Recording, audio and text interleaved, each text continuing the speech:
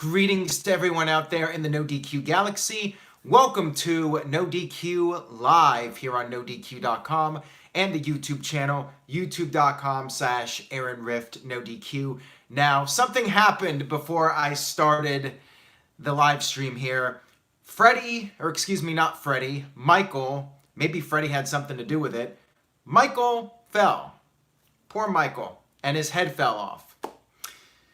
Michael's not doing too well.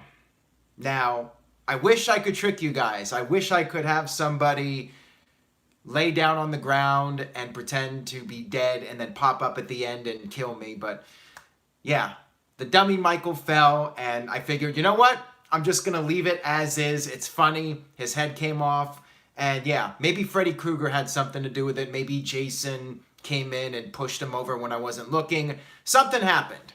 But yeah, Michael is down for the count, and there he is in the background. So enough of that. Let's get to SmackDown Live, the final episode until Crown Jewel. Very interesting turn of events, but not really surprising. Real quick, for those of you leaving super chats, I just wanted to say last night with the singing, that was a one-off. And I do apologize for the terrible singing, by the way. That was a one-off, so if you super chat me requesting a song, it's not going to happen. I'll still take your super chat, but I'm not doing any more songs. And by the way, I also wanted to wish Virtue a very happy birthday. Virtue, a great friend of myself and the website. Very happy to have him part of hashtag Team NoDQ. And of course, the birthday girl, Caitlin, is here. I guess it's still her birthday, like Virtue's, for a little longer. So happy birthday to you two. Both of you are awesome people. Let's go ahead and get started with the review. It started off with AJ Styles coming out and he called out Daniel Bryan. Daniel Bryan came out and they were going back and forth, and then AJ revealed that the Pele kick from last week was actually intentional. Bryan was pissed off and he said he wants to intentionally punch AJ Styles in the face. So AJ said, well, you know what? We do not have to wait until Crown Jewel. We can do it right here, right now. This led to Shane McMahon coming out and basically saying, hey, you know what? People do this all the time and there's never actually a match before the pay-per-view, and what the hell? We're going to do it right here, right now. For the WWE title, Shane McMahon made AJ Styles versus Daniel Bryan, and we had the match. It was a pretty lengthy match, took up about maybe 35-40 minutes of the show. Really good match with these guys. The big story in the match was that Daniel Bryan injured his knee, of course, in the storyline. Bryan did his suicide dive, and he, in storyline, hit his knee on the ground, injured himself. And that would play into the finish. They would go back and forth. I think at one point, Bryan went for a back suplex and AJ countered out of it. And it was actually kind of scary because it looked like Bryan's head hit the mat. And we all know about Bryan and the concussions and freaking out over stuff like that. Match was really good, though. Very enjoyable for a TV match. Interestingly enough, Daniel Bryan got booed quite heavily in this match. Now, it was Georgia, AJ Styles' home state, so I would expect AJ to be cheered more than Bryan, but Bryan was booed quite a bit. I don't think it had anything to do with him pulling out of Crown Jewel, although it could, because a lot of fans resent Crown Jewel in the first place. I think it was just a matter of the hometown crowd wanting to cheer for their guy, and Bryan was not the hometown guy. I'm just surprised, though, that Bryan got booed as much as he did. I don't remember the last time Bryan got booed like that before. So really interesting, the crowd reaction in this match. Michael Wayne says Atlanta was several miles from Gainesville. Yeah, I have no idea the distance, but I mean, like I said, it's home state. So basically, Georgia. AJ's known as a Georgia boy, and that's the way it is. 60 miles, according to Kevin Gearhart. Anyways, the injury to Bryan played a role in the finish. AJ was able to get out of the yes lock and then put on the calf crusher. And Daniel Bryan tapped out. There you go. Daniel Bryan actually tapped out to AJ Styles in the calf crusher. Of course, he had an excuse storyline-wise. He had the bad knee. Tony H with a $2 super chat donation. Unpopular opinion, but Bryan's comeback is bland. Thank you for that, Tony H. And not really a unpopular opinion. I think a lot of people would agree with you on that. Even myself to a degree. I think Bryan's return has been a bit lackluster considering how much hype there was for his comeback. And it's weird, like even a couple of weeks after him being back, I found myself not really paying attention to a lot of his matches after being so excited about the news of him coming back. Yeah, I feel like it has been a bit of a disappointment.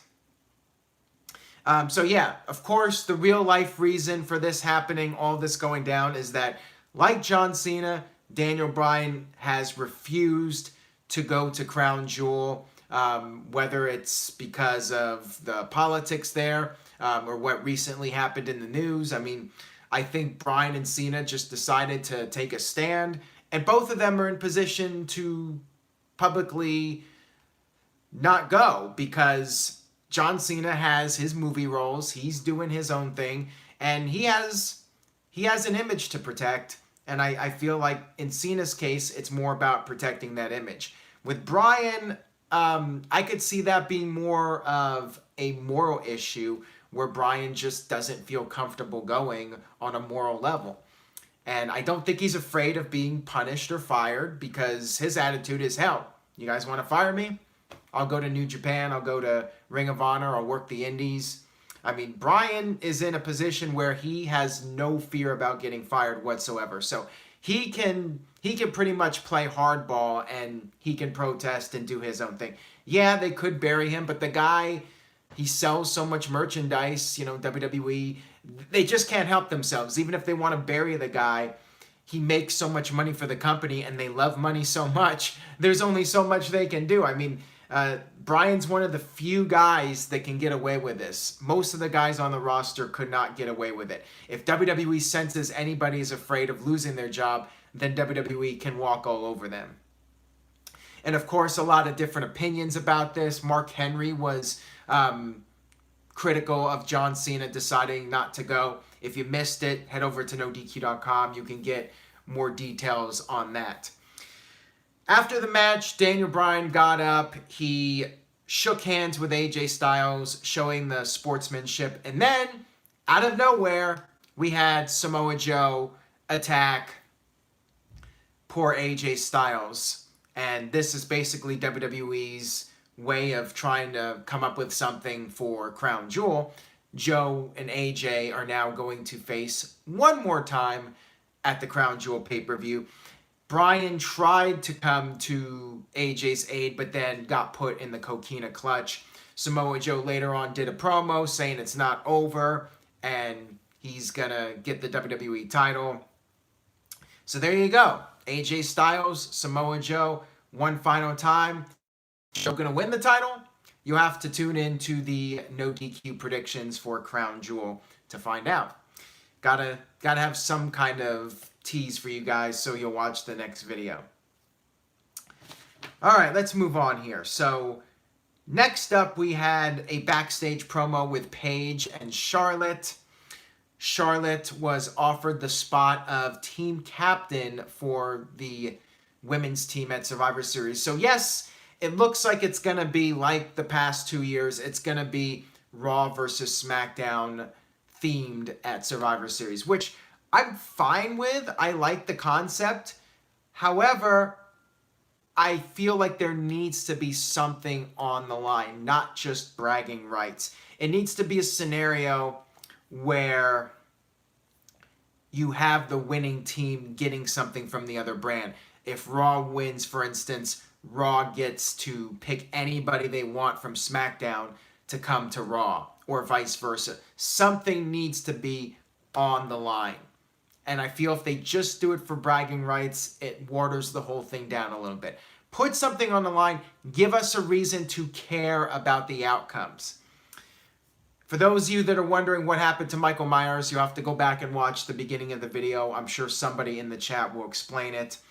Big G with a $3 super chat donation. Thank you, Big G. But of course, the dude's got to rub it in. He's like, just rubbing it in, I will be undefeated again.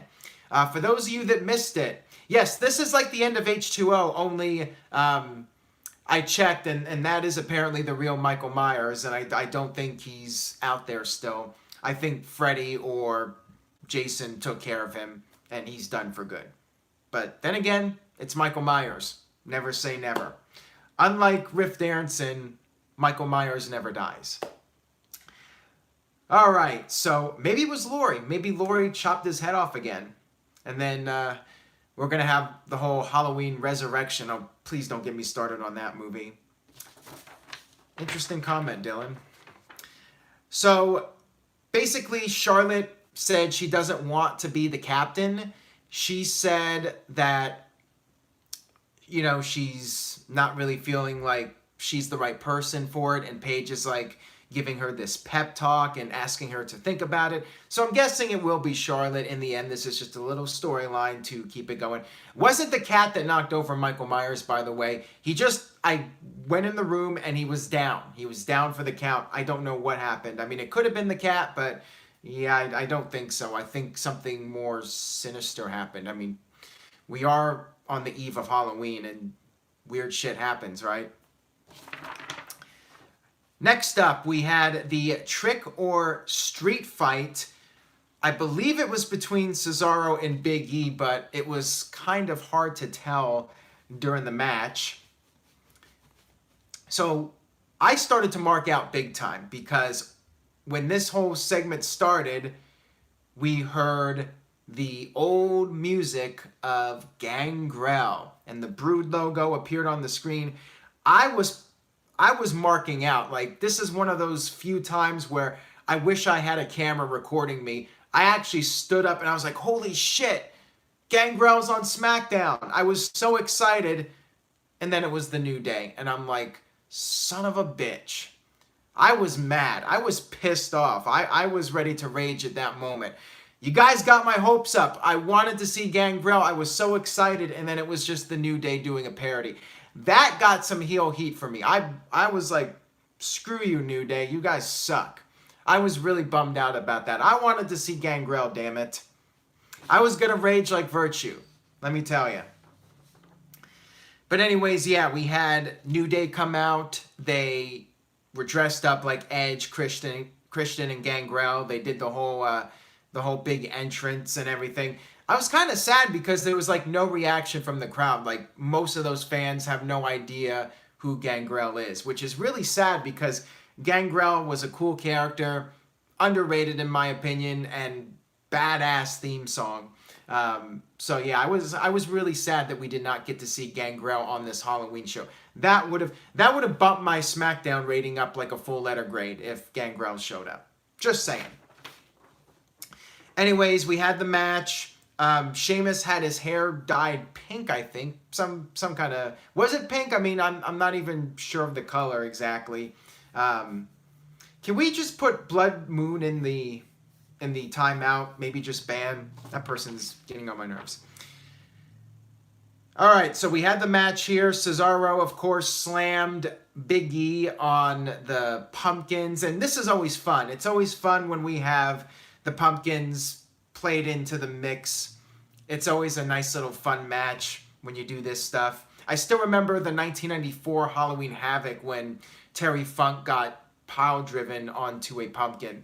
So I always enjoy these matches on a personal level. I like when we get the little fun Halloween match every year. We had a whole bunch of guys getting in the ring, and this is why it got confusing. We had Sheamus charging at one of them, and then he went through a table, and then I think it was Big Show. Yeah, Big Show ended up getting the Gangrel blood mist into his face, and then yeah, I think it was just... I'm trying to remember the finish now, but I'm forgetting. I'm pretty sure Big E won, but wow. Did I not write the finish of the match on this? I guess I didn't. I guess I was so confused about who was supposed to be in the match or what was going on. Somebody help me here. I'm like totally blanking out. I believe New Day won. Yeah, Big E won. Okay, thank you guys. That's what I thought. For some reason, I did not write it down, though, because I'm a moron.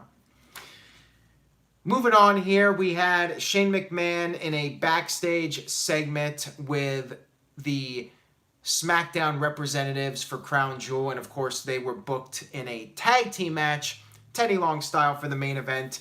All four of them did their little promos on each other. And then we had Shinsuke Nakamura versus R-Truth. This was interesting just because I think it went way too long. I really do enjoy R-Truth and Carmella. I think they're a good pairing. I think they're fun. And Carmella was doing the entrance with R-Truth and rapping along with him, dancing. They're a fun act.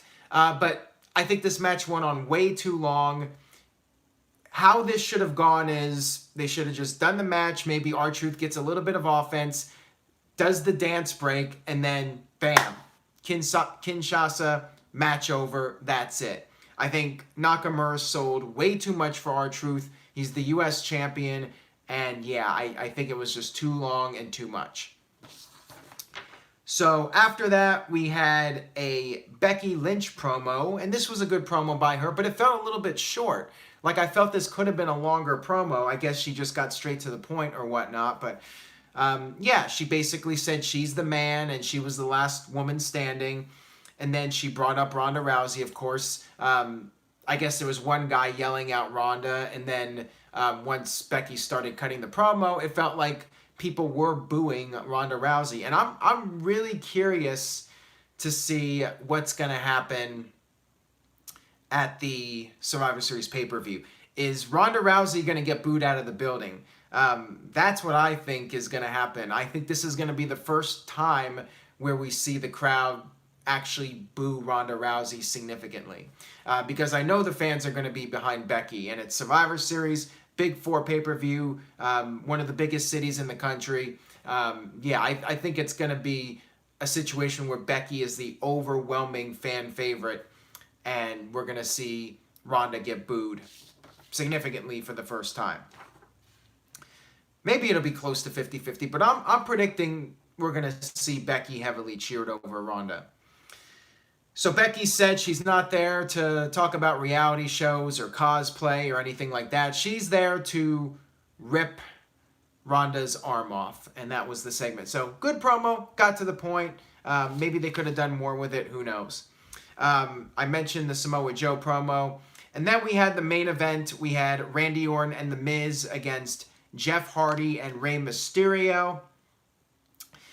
It was basically Jeff Hardy being worked over for most of the match. He made his comeback. Rey Mysterio came in, did his thing. And then Jeff Hardy hit the swanton to The Miz to pick up the victory. And then afterwards, Randy Orton hit an RKO out of nowhere to Jeff Hardy. Rey Mysterio came off the ropes, got hit with an RKO also. And then just for the hell of it, just to make it clear, there are no friends at Crown Jewel, we also saw an RKO to poor Miz. So now the question is, who will be winning Crown Jewel after seeing all this? I definitely have my thoughts. We're going to do it. And for the first time, we are going to have a NoDQ Predictions champion crowned. So stay tuned for that. That should be up tomorrow. Keith Roberts with a $5 Super Chat donation. Appears SmackDown just gave Randy Orton a good farewell. Can you see him losing in the finale and go to Raw to compensate for Roman? Really wanted AJ and Randy Orton at WrestleMania. So I guess there was some kind of tease by Shane. Shane McMahon brought up something like there would be consequences if SmackDown didn't win. We'll see if there's any follow-up on that. Maybe there is some kind of storyline there where somebody will be traded to Raw.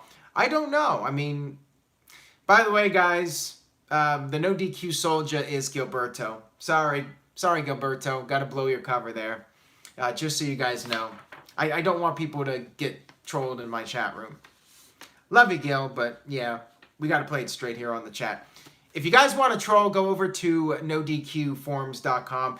You'll find your fair share of trolls over there. And if you are going to be in LA, We are doing the big NoDQ meetup. So head over to nodq.com/LA for that. Going to be a great time to celebrate NoDQ's 20-year anniversary. That's going to be a really fun weekend. And coming up very soon, I'm going to be doing a 20-year anniversary live stream. That will be on November 8th. That is NoDQ's actual 20-year anniversary. So mark it on your calendar. I will be doing a special birthday stream for NoDQ.com to celebrate 20 years. And sorry, Slaughter, Riff Darrington is dead. Like I said, unlike Michael Myers, he is dead. He's not coming back. So on that note, that's all I have to say about SmackDown. Letter grade, I thought it was a pretty good show, but not a blow-away great show or anything like that. I'm going to give it a B-. WWE title match was really good, but I did have some issues with it. I think a B- is a nice fair grade for it. I thought it was a good show, but not great. Cindy with a $2 Super Chat donation. Your thoughts on Renee Young going to Crown Jewel? I am really intrigued by that. Now, here's what I think is going on here. By the way, I'm seeing a lot of B's for this show from Noah, Offman, Michael. Curtis Butler gives it a C. Caitlin's like B- to B. Braden's a C-. Dylan Folk is a C. So it's, it's around that B to C range from you guys.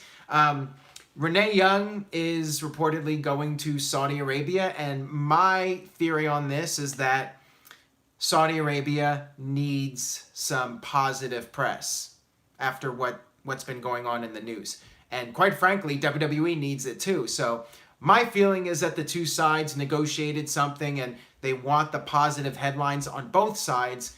So they did come to an agreement. Renee Young coming out there, and now Saudi Arabia can say, hey, look, we're progressive, we're making changes, and WWE can say the same thing. I just think they were able to, they want to do this to try and have some goodwill with the general public and the WWE fans. Kayfabe Candy Ass says, I don't want to go if I'm her. Get this woman to be our propaganda pawn. And Virtue says, 2018 baby. Ken Terminated by Google says, I miss Meacham on a live chat. Well, Survivor Series weekend, prepare for that to change. Jeff will be with me for the NXT and Survivor Series events, and we are definitely planning to do some streams together. So Jeff Meacham will be back coming up on the NoDQ live streams in a couple of weeks. So that's all I got for tonight. I'll save the rest of my thoughts for Crown Jewel. Thank you all very much, as always, for tuning in to NoDQ Live. I appreciate your viewership and continued support of the website. And hold on a second. Got a non-wrestling question here from Tony, $2. Opinion on The Thing by John Carpenter. I have not seen that movie in a very long time, so my memory is very hazy with it. So, yeah, unfortunately, I cannot really give you a good answer on that, just because I've only seen the movie like once in my life, and that was many years ago. But nonetheless, thank you for that super chat. And now, on that note, I will go ahead and wrap up NoDQ Live. Stay tuned to NoDQ for the predictions video, and then I will be back with a new NoDQ video coming up, episode number 1101. Hold on a minute here. Offman Rules. Why are you guys asking me all these non-wrestling questions now? Thoughts on Bohemian Rhapsody this week. I wish Sacha Baron Cohen was Freddie Mercury. I'll just leave it at that. I might go see the movie, but probably not. If Sacha Baron Cohen was in it as Freddie Mercury, I would be there opening night for sure. So yeah, that's my only opinion on it. Thank you though, Offman Rules. And I'll go ahead and sign off now. I will be back for more video content this week. And of course, Wrestling Trivia Challenge, a new episode coming up. Got a lot of positive feedback for it. Greg Cherry brought back the scoreboard that you guys were dying for, and he even added some fancy graphics, so check it out over at the YouTube channel. And of course, stay tuned to NoDQ.com for WWE Crown Jewel coverage. I will be doing it. See you guys next